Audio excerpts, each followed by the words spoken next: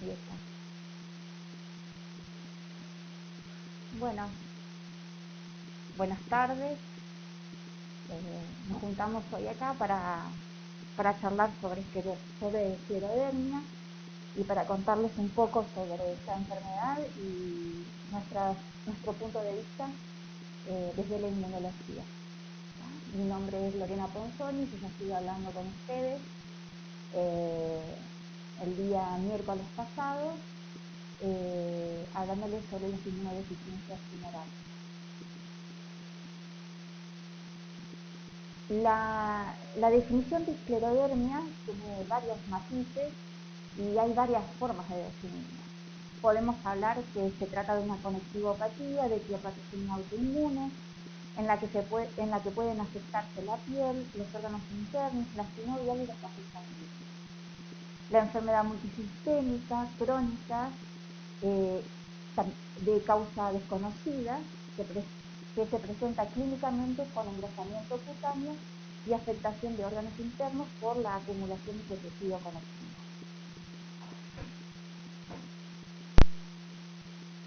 Tiene una incidencia de 3,7 a 19 casos por millón de habitantes por año, una prevalencia de 30,8 a 286 casos por millón de habitantes por año, dependiendo de la región, del país en donde se haga el rescate epidemiológico. Tiene una relación mujer-hombre de 3,1 a 14,1. Después del inicio del uso de los IECA, la mortalidad disminuyó grandemente en estos pacientes, porque antes morían por crisis renales, esclerodérmicas, y el pronóstico actual de los pacientes la marca tanto el compromiso renal como el compromiso cardiopulmonar y el diagnóstico en la edad avanzada de las mujeres. ¿tá? Son todos factores de mal pronóstico en estos pacientes que aumentan la mortalidad.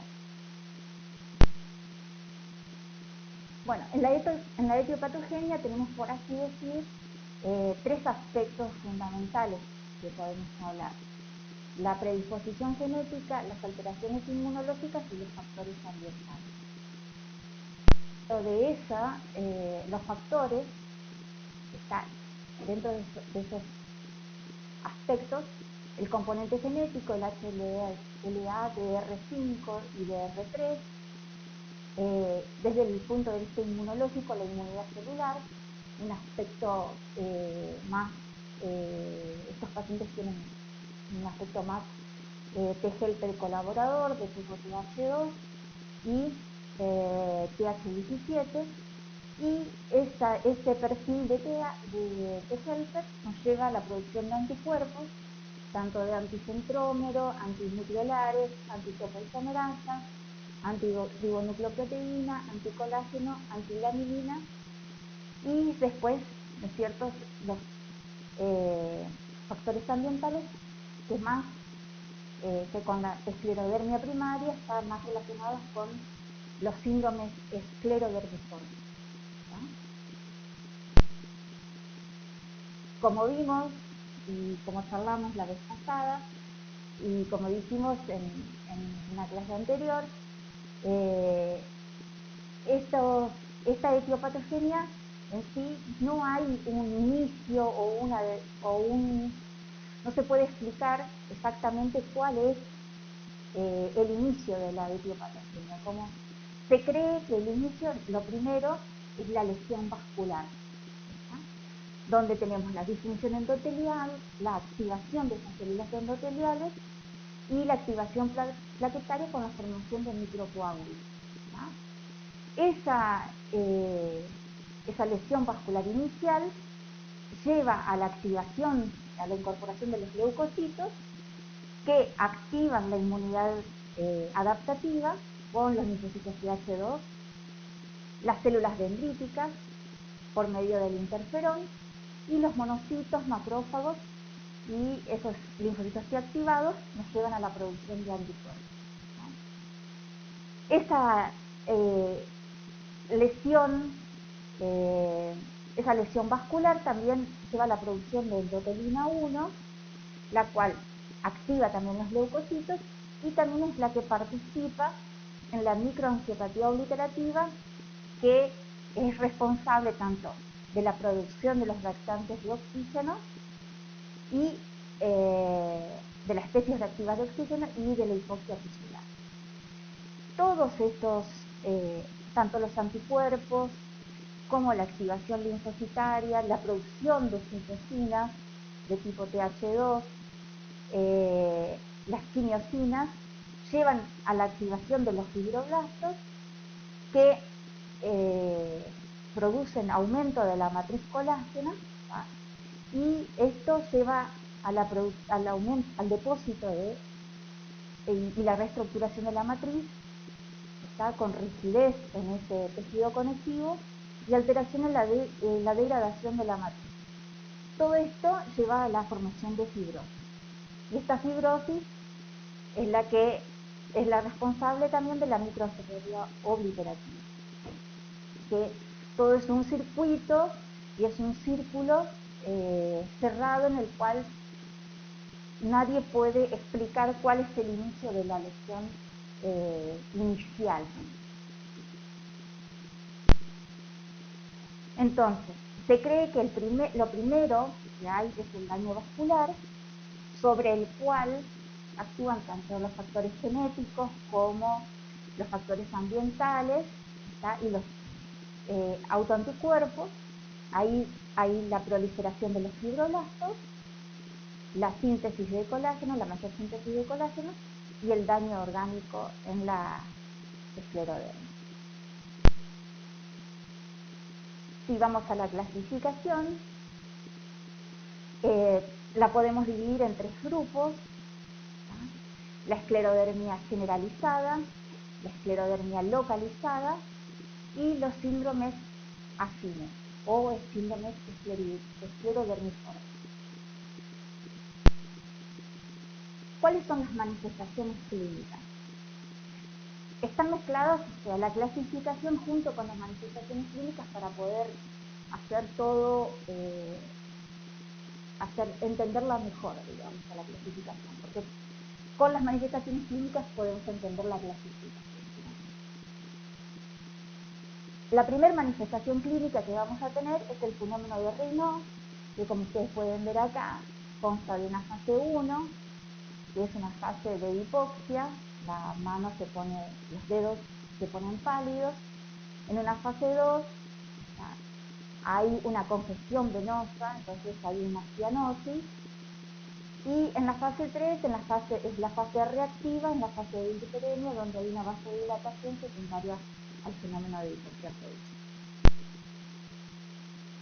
Si hablamos de esclerodermia generalizada, se divide en 2 grupos, tanto la difusa como la limitada. En la esclerodermia generalizada, ¿qué es lo que vamos a encontrar en un inicio? Vamos a encontrar el fenómeno de Raynaud, que ya lo comentamos, el reflujo gastroesofágico, las manos fácil o dedos en salchicha, dolor y rigidez osteomuscular, capilares dilatados, telangiectasias y cambios en la coloración tanto hipo como hiperpigmentación. O las lesiones que ya pueden ser en este momento también lesiones encefalopigmentas. Existen 2 patrones en la esclerodermia generalizada, que es la difusa y la limitada. Clínicamente se van a diferenciar por el tipo de compromiso cutáneo que tienen estos pacientes. La difusa es un compromiso cutáneo generalizado, rápido y progresivo. ¿Sí? Tiene mayor incidencia de la crisis renal esclerodérmica, tiene mayor compromiso pulmonar con enfermedad pulmonar intersticial, alteración de la motilidad gastrointestinal y la miocardiopatía. ¿Tá? La limitada se caracteriza más por la presencia de esclerodactilia, un fenómeno de Raynaud grave.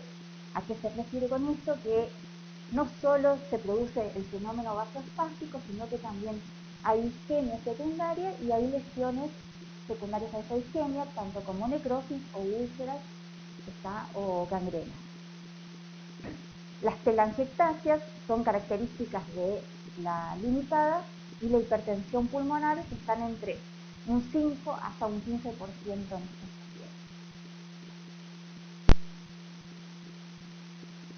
Si hablamos de la esclerodermia localizada, podemos dividirla en morfea en placas, que pueden ser en placas, en gotas, hipoqueloide o ampolleta.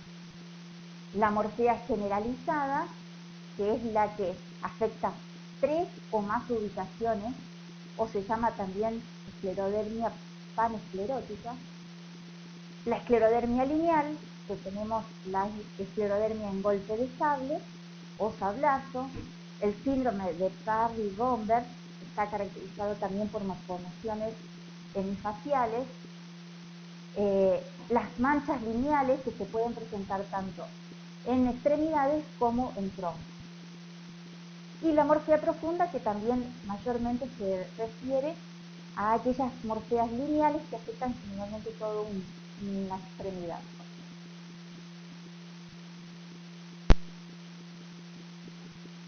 ¿Cuál va a ser el compromiso cutáneo?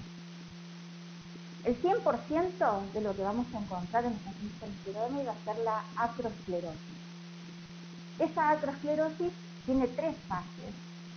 Una primera fase que, como hablamos anteriormente, las manos fase, es la fase de edematosa, en la cual hay proceso inflamatorio implicado en esto, y es la fase en la cual más chances terapéuticas tenemos, que es donde la fase temprana, en la cual nosotros podemos hacer modificaciones en el transcurso, en la evolución de la enfermedad y a largo plazo.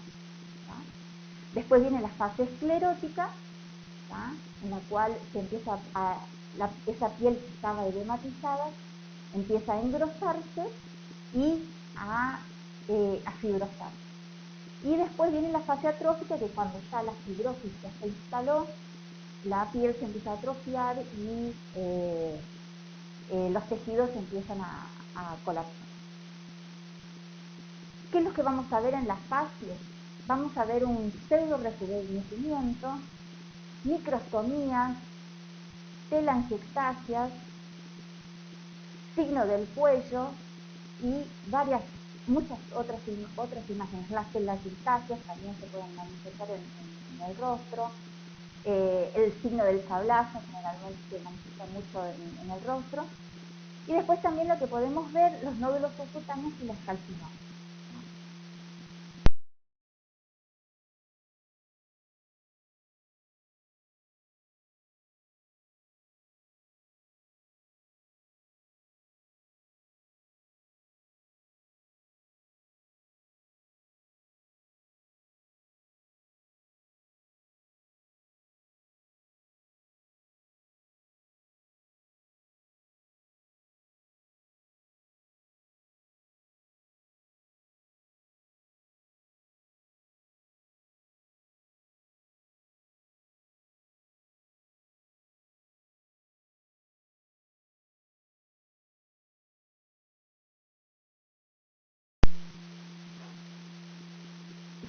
Si hablamos de morfea, lo que podemos ver es morfeas bien localizadas en placas o morfeas ya más generalizadas, ¿tá?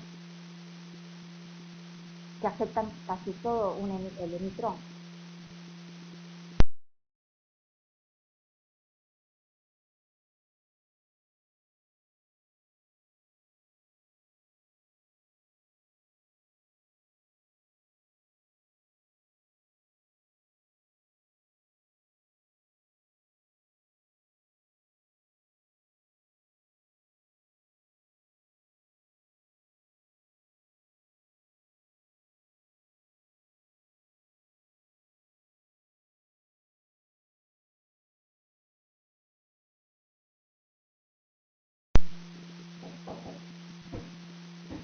También tenemos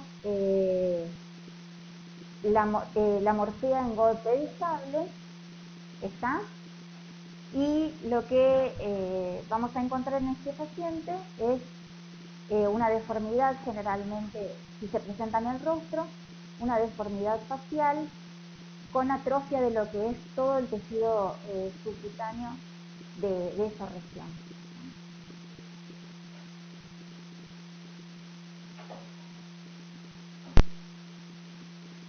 Si hablamos de la morfea lineal, vamos a hablar generalmente si se presentan los miembros, lo que vamos a ver es una afectación atrófica, tanto no solo de la piel, sino de lo que es todo el tejido subcutáneo en una extremidad, afectando toda una extremidad, en este caso. Y lo que se llama la morfea gutata, está generalmente que se presenta en áreas de extensión y con lesiones de tipo, comparativamente, ¿no?, tipo pitiriasis o encefalitis.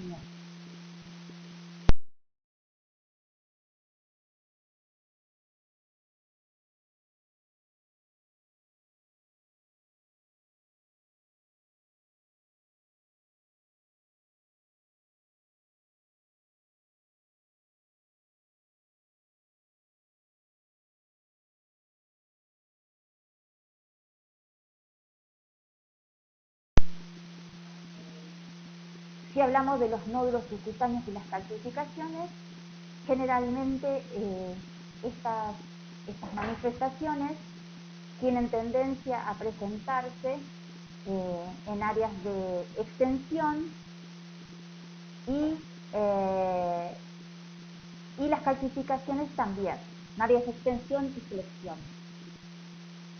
Todo esto lo lleva al paciente generalmente a tener rigideces articulares, disminución en la flexibilidad y dificultades motoras para realizar ciertas actividades.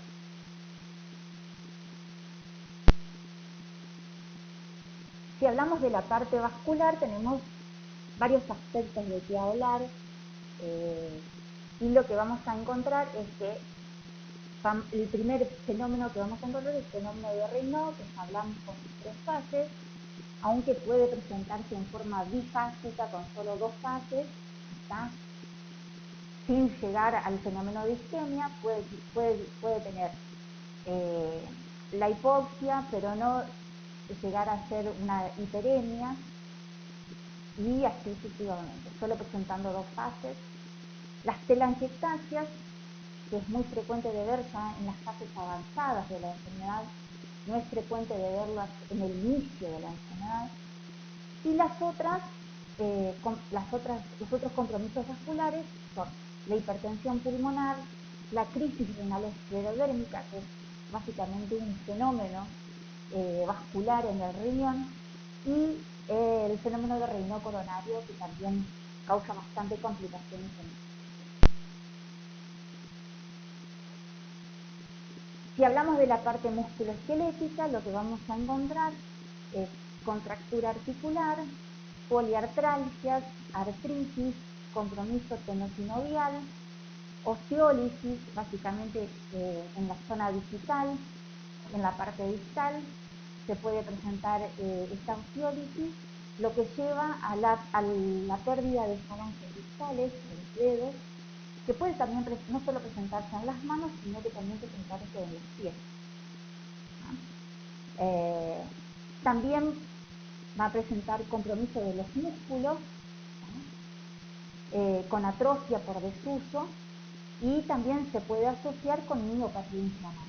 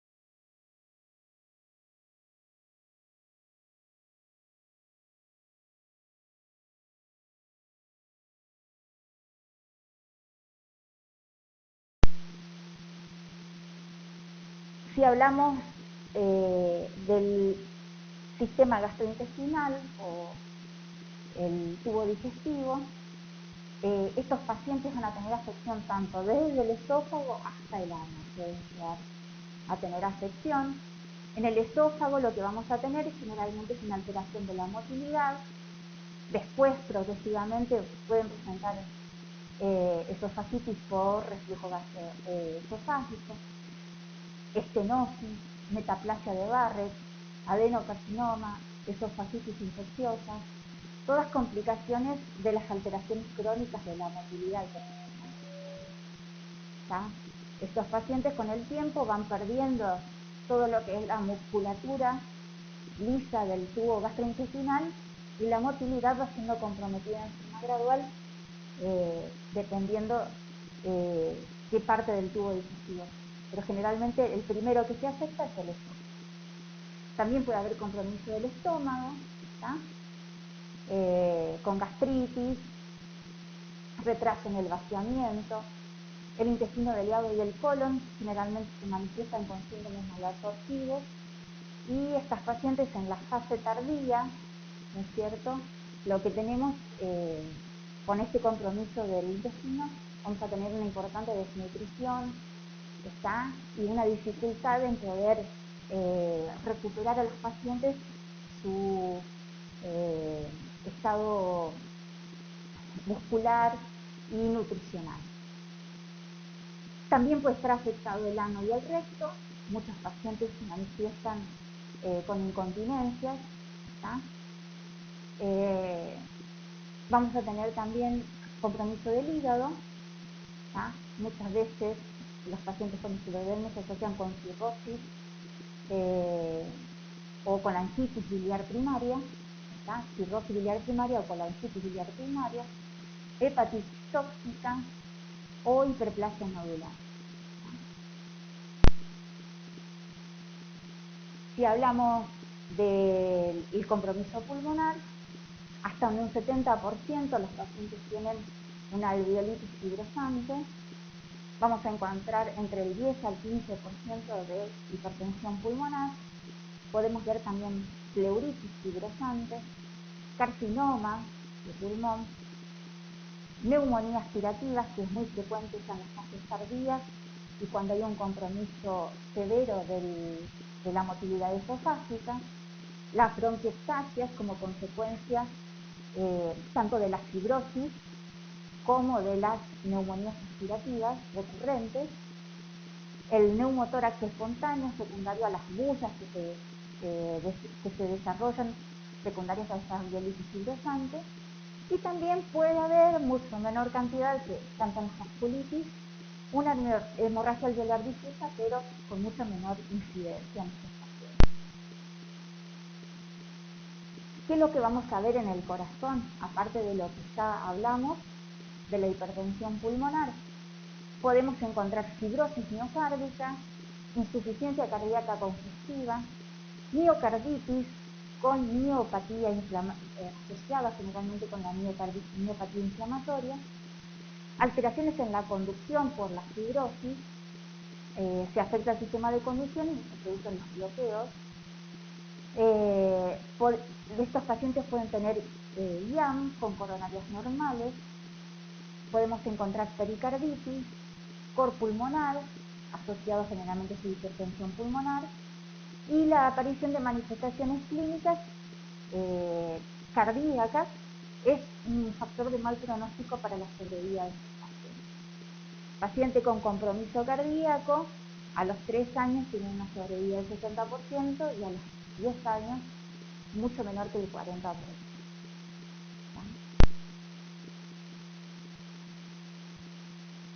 Si hablamos del compromiso renal, tenemos lo que se llama la crisis renal esclerodérmica. Esta crisis renal suele ser severa hasta en el 10% de los pacientes. Generalmente estos pacientes que presentan la crisis renal son pacientes que tienen algún factor pronóstico que los puede precipitar, y generalmente ese factor pronóstico son dos cuestiones más importantes. No estar medicado en forma profiláctica con NIECA, tanto con enalapril sea con los inhibidores de la enzima convertidora, y haber recibido corticoides, en dosis inmunosupresoras o en altas dosis por un periodo de tiempo importante. ¿Qué es lo que van a presentar? El 50% de sus pacientes van a presentar alguna disfunción renal, proteinuria, alteración del sedimento, hipertensión arterial y caída del fluido. Se ha visto en los pacientes con esclerodermia, en las necropsias, que hasta en el 80% de los pacientes hubo alguna vez algún compromiso renal. No siempre, digamos, diagnosticado, ¿está?, en estos pacientes. O sea, ¿qué es lo que significa? Que hay a veces compromisos sin tener una repercusión clínica. La crisis renal esclerodérmica es muy poco frecuente en pacientes con esclerodermia limitada. Y las manifestaciones, ¿cómo se va a presentar la crisis renal esclerodérmica? Es aquel paciente ya que ya puede ser que tenga el diagnóstico de esclerodermia, pero que se presenta con una hipertensión maligna de difícil manejo. Generalmente necesitan de drogas para poder controlar la presión, tanto vía oral como intravenosa. Va a presentar anemia hemolítica, microangiopática, trombocitopenia, hiperreninemia, fallo renal oligúrico agudo, puede presentar encefalopatía hipertensiva y una insuficiencia cardíaca por sobrecarga de volumen al ser oligoanuria. Aquí tenemos los criterios, ¿cierto?, en una publicación sobre los criterios clasificatorios de la crisis renal. Un aumento de la presión arterial mayor a 150/85, en 24 horas, en un periodo de 24 horas. Y bueno, también tenemos que documentar la alteración en la función renal, con un decrecimiento del clearance de al menos 30%, del filtrado glomerular. Y si es posible hay que repetir la creatinina y recalcular el clearance para ir viendo y corroborando que el diagnóstico se confirme. También el paciente que ya hizo una crisis renal también puede repetirla, ¿cierto? Está dentro de las chances que se puede presentar.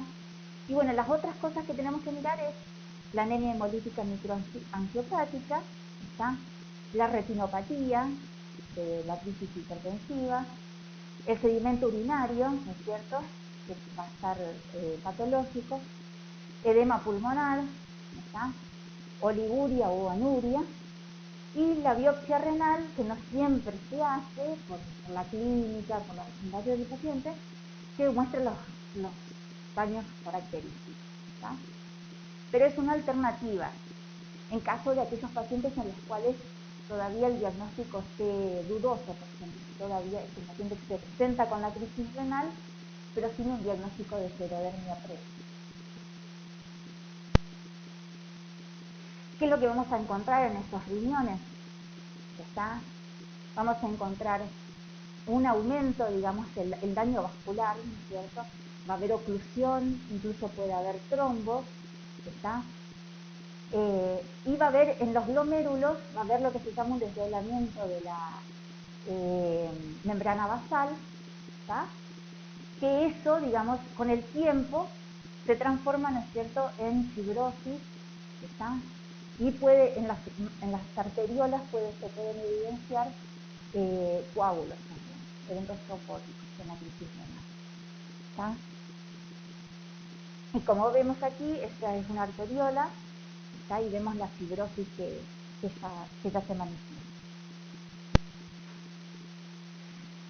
Como vemos, todos los pacientes que han tenido crisis renales, la sobrevida o la recuperación va decayendo, ¿cierto?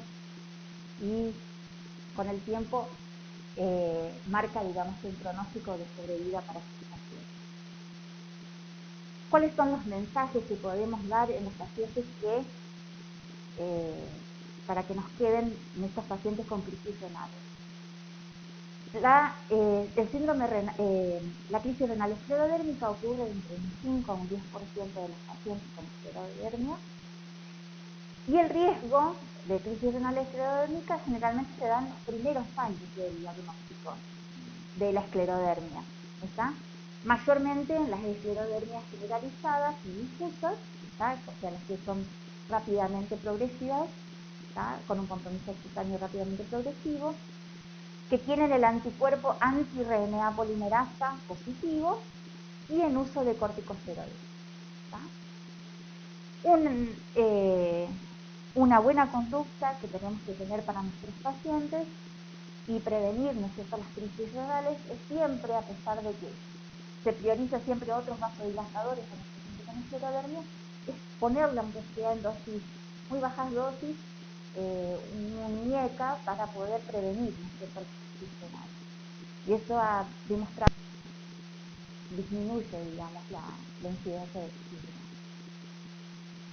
Hay otras manifestaciones también, ¿está? Asociadas con la esclerodermia, que es un síndrome de Sjögren secundario, hipotiroidismo, neuropatía del quinto par o de cualquier otro nervio, y otras.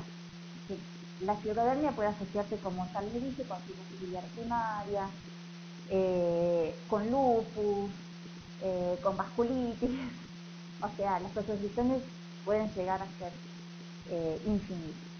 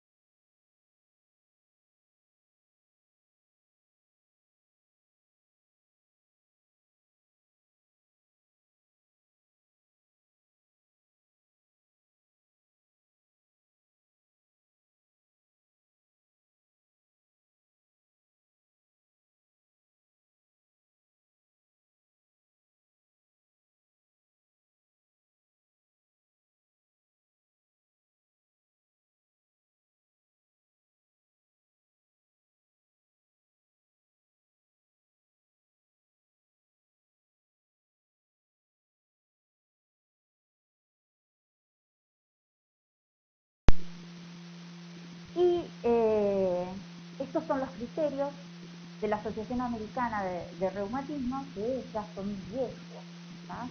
Ya se han actualizado y ya quedaron, por así decirlo, bastante para atrás, ¿no es cierto? Porque solo esto nos habla de aquellas esclerosis sistémicas de que ya el paciente nos venía fibrosado, ya nos venía secuelado, ¿ya? Entonces ahí,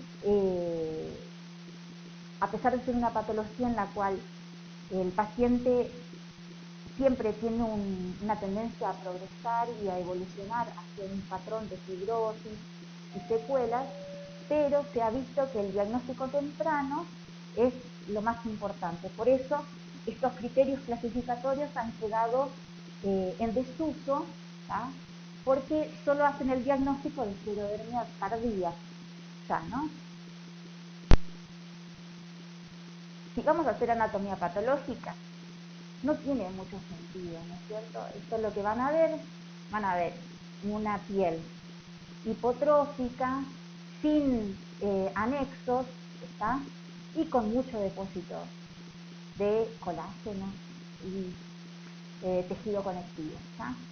No tiene mucho fin hacer la biopsia, ¿está? Más que para documentar lo que ya uno puede ver a simple vista, clínicamente con sus pacientes, ¿no? A no ser, esto se hace solo en aquellos pacientes en los cuales se tengan o nos den muchas dudas, digamos, en las clínicas, claras, en las muestras.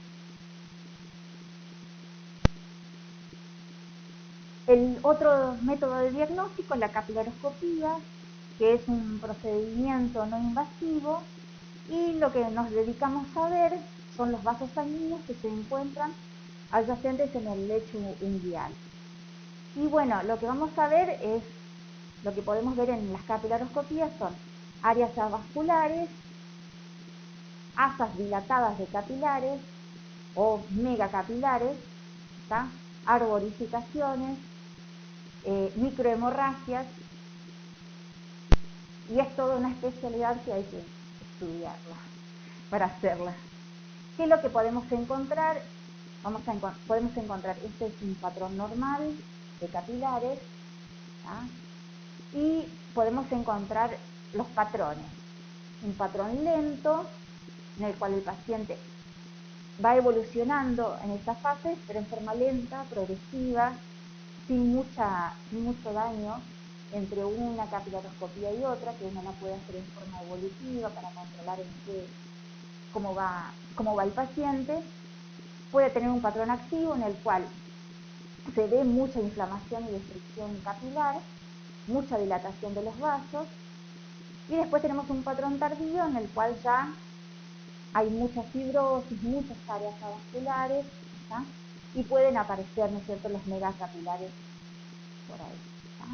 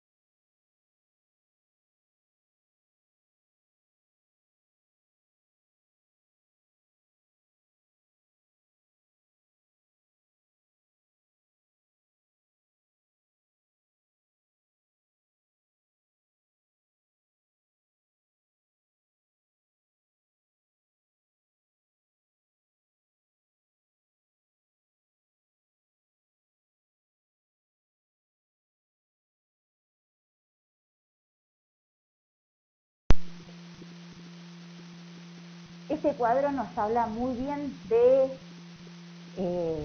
cómo podemos definir, ¿no es cierto?, a los síndromes esclerodermiformes, ¿no es cierto? Aquí están englobados todos los síndromes esclerodermiformes. ¿Y qué es lo que vamos a encontrar? En ese síndrome esclerodermiforme vamos a encontrar tres polos en este triángulo, tres vértices en el triángulo. Está uno es el fenómeno de Raynaud, está íntimamente asociado con la preesclerodermia. El otro polo es la enfermedad indiferenciada del tejido conectivo, ¿tá? Que es aquel paciente que viene con esas manos PASI o los dedos PASI, ¿tá? Y un FAM positivo, sin un diagnóstico todavía o sin un compromiso de órgano definido, ¿tá? Que puede o no puede tener artritis, ¿tá? Bien indiferenciado. Y después tenemos lo que se llama, que ya es bien definida, ¿tá?, la enfermedad mixta del tejido conectivo, que ya sí, en ella ya tenemos un FAM positivo con RNP positivo y una capilaroscopía con el estereopato. Ahí ya tenemos el diagnóstico, ¿no es cierto? Y si vamos a el diagnóstico de preesclerodermia o esclerodermia temprana, ¿está? ¿Qué es lo que vamos a tener? Vamos a tener esas manos PASI, un FAM positivo con un anticentrómero o un antitopulsomerasa o un antinucleares, ¿está? Y el fenómeno de Raynaud como manifestación ya siempre temprana y que antecede, ¿no es cierto?, las manifestaciones más de órganos. Y ya con esto, más la capilaroscopía, con un patrón temprano o un patrón inflamatorio, podemos hacer un diagnóstico temprano de esclerodermia. sin necesidad de hacer mucho más, más métodos. Y bueno, y estos son los criterios que se propusieron y que se aprobaron, ¿no es cierto?, de esclerodermia, ¿no es cierto?, para un diagnóstico temprano de esclerodermia. El criterio mayor, fenómeno de Raynaud, los anticuerpos y la capilaroscopía, ¿está? Los criterios mayores. Y los criterios adicionales, la calcinosis, los dedos pasis, las úlceras digitales, las disfunciones esofágicas, las telangiectasias y los vidrios esmerilados en las tomografías. ¿Está? Todo esto porque venían pacientes que los cuales tenían esa clínica y sin un diagnóstico se pasaban, digamos, y terminaban en fibrosis pulmonares secueladas. ¿Está? Y todos estos criterios fueron validados tanto por EULAR y por ACR y aprobados, ¿no?, para un diagnóstico temprano de la esclerodermia. Entonces, lo que tenemos que venir y proponer nosotros es un diagnóstico temprano de esclerodermia para poder a nuestros pacientes brindarles una chance, ¿no es cierto?, de llegar antes de ese daño de órgano. ¿Está? Entonces, el primer punto, la primera bandera que tenemos que tener y tiene que llamar la atención es el fenómeno de Raynaud y los dedos pasis o los dedos en salchicha. ¿Está? Acá. El segundo paso, de la sospecha de dedos, o sea, de Very Early Diagnosis of Systemic Sclerosis. El segundo paso es hacer la capilaroscopía y la serología con el ANA, el ENA, la topoisomerasa 1 y el antisintrón. Ese sería el segundo punto. Todo eso se lo puede hacer todo en el primer nivel, ¿no es cierto?, de atención del paciente. Y ahí, ya no es cierto, pasamos a ese paciente, una vez hecho el diagnóstico, ¿tá?, podemos pasarlo al segundo nivel de diagnóstico, ¿tá?, que ya nos confirma, ¿no es cierto?, las endoscopías, las tomografías, ¿está?, el ecocardiograma, está, todos los compromisos ya más de órganos profundos. Y para la atención, ¿no es cierto?, pasar a la atención del paciente. Y bueno, y el próximo paso es la manometría esofágica, las imágenes y la tomografía. Están en el segundo nivel. Si hablamos de los síndromes afines o los síndromes esclerodermiformes, ¿está?, hay una lista mucho más extensa de lo que estoy poniendo acá, pero que mayormente mayormente conocidos o escuchados en algún momento dado son el síndrome de overlap o de superposición, la fascitis eosinofílica, el escleredema de Butler y el escleromixedema. Siempre van a tener el diagnóstico diferencial por detrás de esclerodermia oculta. Y existen muchos otros más.